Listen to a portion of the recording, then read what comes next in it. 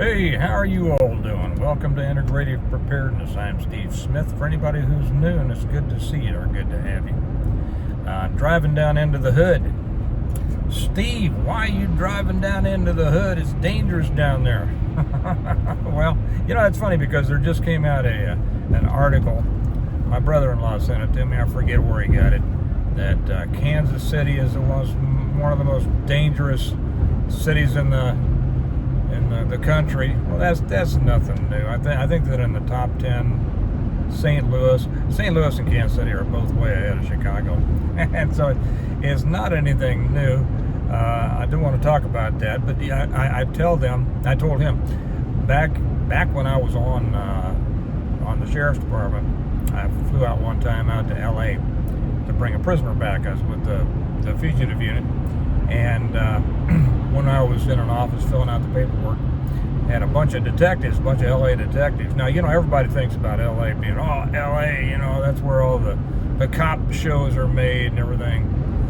But a bunch of detectives came upstairs. Their offices were downstairs.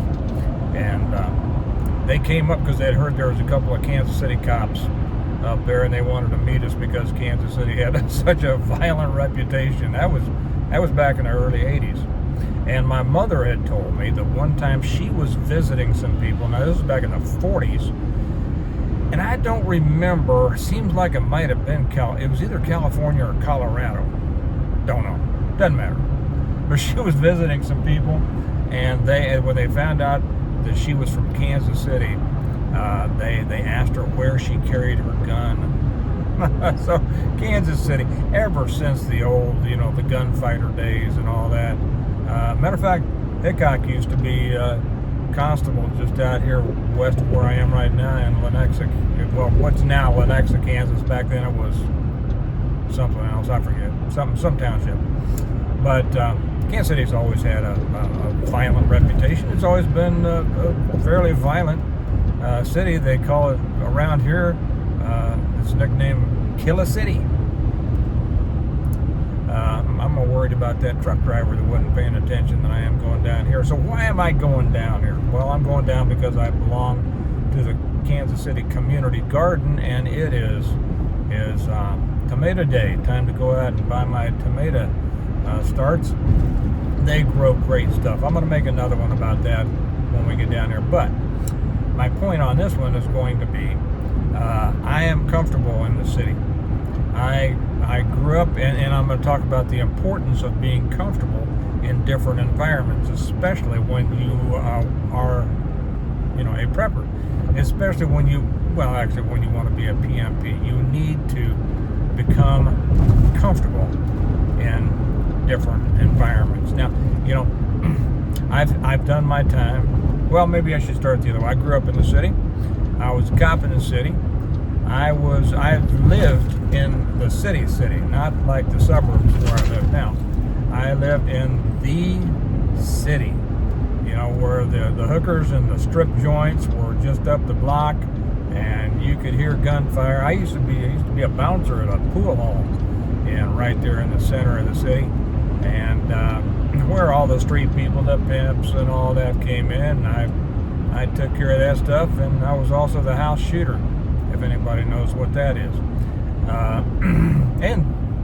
So I did my time in law enforcement in the city. Also did a little bit out in the county because I was on a sheriff's department. But I didn't like working in the small towns of the county nearly as much as I loved the city, because I love the jungle. There is life, there is excitement, there is danger, and I always enjoyed the danger. I'm not sure what I'll title this is. Maybe it's you have to be comfortable with danger. I'm as comfortable in the city, in the hood, as a country boy is in the woods. But I'm also comfortable in the woods. I've done my time in the woods. For those who like to say, you're just a suburban guy that, you rich people will blah, blah, blah. I used to raise and break my own horses. And now I have come to live in the suburbs where I like my peace and quiet and a good life. But I still kind of like coming down here sometimes, I'll be honest. When I'm by myself, I don't bring the kids and Kelly down here much. but it's comfortable for me. Now, if you watch a lot of videos, a lot of preparedness videos, you will run across a lot of people who are trying to make you afraid. You know that it's the drum I've been beating here lately, just because I'm so sick of all this fear porn out here. But there are people who want you to be afraid of everything, right? You know why people are afraid? Well, people are afraid of things that they don't understand. And they don't understand things that they don't know. And the first step to not being afraid of something is getting to know about it. Where once you understand something, your fear goes away, right? Now, if you are really a preparedness-minded person, you want to get rid of your fears. I've told the story many times about how I used to be scared to death of heights, right? And now I own a Christmas light hanging company, and I get up there, and I love being up on the roofs and the high ladders. How did I get that way? Well, I'll tell this story real quickly because I want to get back to the main lesson of the video.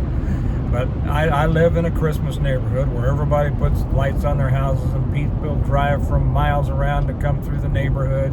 It's actually called Christmas Place around Christmas time, and it is. Let's see, where do I want to go? Okay. It's famous in the city.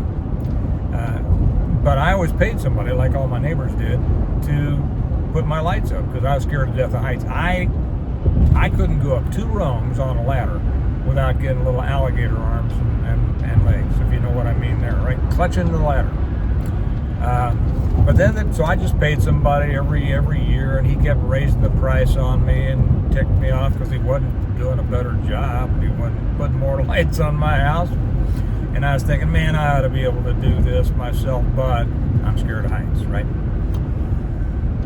Well, finally the day came where I was going to have my house painted. And when I found out what they wanted to charge me for that, man, I couldn't even wrap my arms around that. I couldn't believe it. I thought, man, you're in the wrong business. You need to be a house painter. Well, I didn't want to be a house painter, but I thought, well, I may, I didn't want, I had young children then. They're still probably, all my kids are still in their teens. I didn't want them to think that Dad was scared of anything, right? I wasn't scared of much except heights, right? I'd already dealt with all my other fears. And I said, you've got to be able to get over this fear. You've got to be able to paint your own house. Now, I have a very tall house. As a matter of fact, in all the houses that we do, my house is the only one until last year that I needed a 40-foot ladder for. So it's got a 36-inch peak on it. I'm 36-inch. Well, you scared of inches? 36-foot peak. That's high.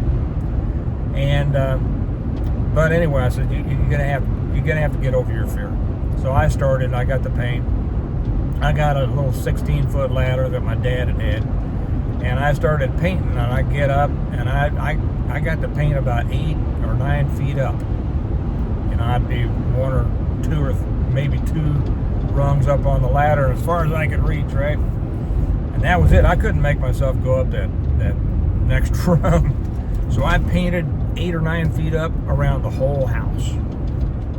And I finally got around the house, and I thought, okay, well, I got to keep going because I've got 9 feet of dark, kind of a gray-green, I don't know what you call it, and 30 feet of gray above it looks stupid. Got to do something about this.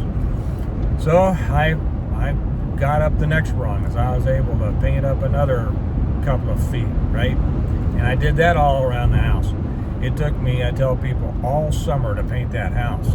And all summer it looked like my house was gradually filling up with a different color, right? Stupid. But by the time I was done with it, I'd pretty much gotten over my fear of heights. Now, when I started the Christmas light hanging business, I was still scared to death. But after a couple of years, I got over it. See, that's the thing about getting over fear. First off, you have to understand. You have to get to know what it is you're afraid of. And then you have to understand it. Once you understand it, then you become comfortable with it. But being comfortable doesn't mean you're stupid about it. It simply means you're comfortable, but careful. You know what to do to be careful in the situation. So that's what that's why I'm perfectly comfortable down here, coming down to Swope Park. Anybody that knows that. It used to be a nice place. It's still not bad during the day, but you wouldn't want to come down at night. And we used to come down, people used to come down in the 30s and 40s and sleep overnight in Swope Park because the houses were so hot. And you wouldn't want to do that today. But I see a lot of people afraid. And if you've heard me talk before, I have always said, just like I would teach people when I teach self-defense or whatever, I said, if you're attacked or if you have a problem, usually it comes on you fairly suddenly. And most people have three enemies. The first is confusion. The second is fear. And the third is the attacker or the situation. Now, the confusion comes from not knowing what to do about it. The fear comes when you realize you don't know what to do about it, and this is going to end up badly for you because of that, right? If you can get rid of those two, and you have only the problem or the attacker to deal with, it becomes a lot easier to deal with than if you're fighting out of the hole in the fog of confusion and fear. Okay, now we're getting into Swope Park. It's a pretty place. Too bad what's happened here and in the rest of the world. But fear is probably what stops more people from doing more things than anything else. And if you are a preparedness-minded person, or even if you're just a prepper, fear is what's going to hold you back. Not knowing, you don't know what kind of situation you're going to find yourself dealing with. Whether if it's a grid down situation, I know a lot of people are still afraid of those golden hordes, coming out of the city. I'm not really, well, if you don't know my position on that, I don't think that would happen. I know that everybody thinks it would happen, and it was all started by, was it melt happen? I don't know, way back. Oh yeah, the golden horde's going to come out of the city, and eat you. Well, I write extensively about that in my books. Since I'm driving, I don't have my books, but if you're not familiar with me, I wrote the Stonemont series, and the links are down below how you can get them. We're sold out at through our website, but we have a new load coming. You can always get them through Amazon. Or if you want them signed by me and autographed and a little note written in there to you and get a good deal on them and something free, get them through our website down there, stonemont.us.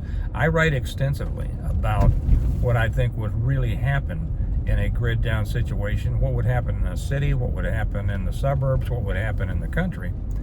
I do that from my experience, and that's why I said at the beginning of this video, I've lived in all of them, and so I do have an understanding. And that's the difference. A lot of people out there making videos do not have that experience, and so they are speaking from fear. You can't speak from fear. You can't live in fear. You shouldn't teach from fear.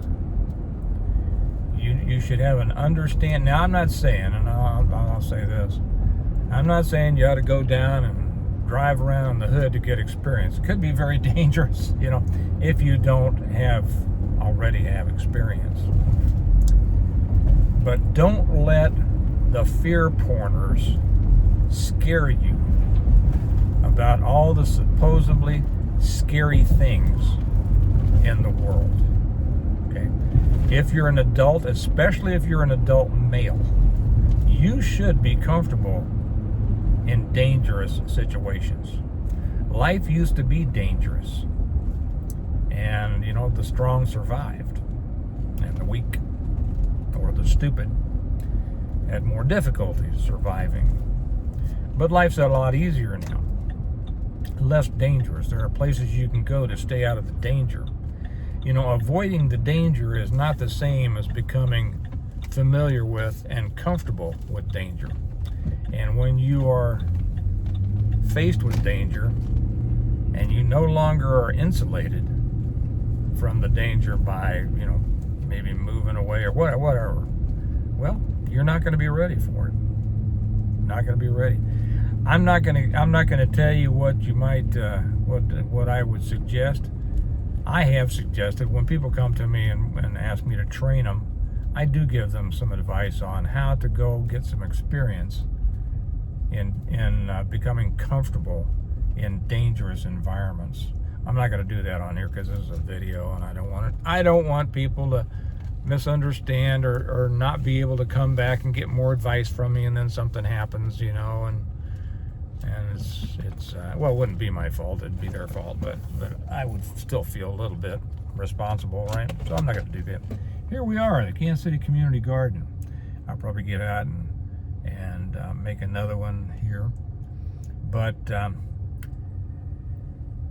the world is a dangerous place. That doesn't mean that you should be fearful. Okay, they're two totally different things.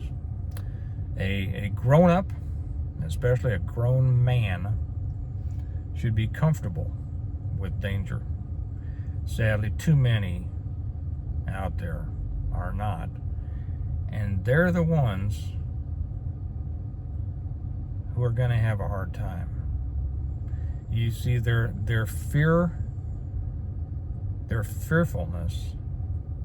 that keeps them from going out and getting the experience is going to be the fear that they're fighting out of when trouble really comes.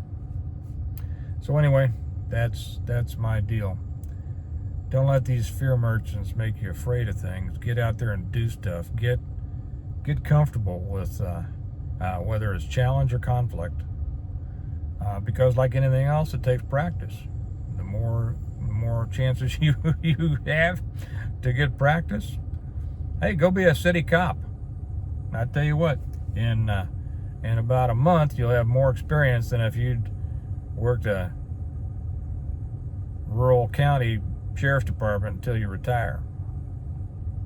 Okay, I'm going to get out here and mingle with the people and get my tomatoes. Then I'm going to drive back. Hey, if I survive my trip to the hood, I'll talk to you later, okay? Remember that we prepare well today in order to live well tomorrow. And part of preparation for an uncertain future is to live an uncertain present and get some experience. Y'all have a good day. I'll talk to you later. Bye-bye.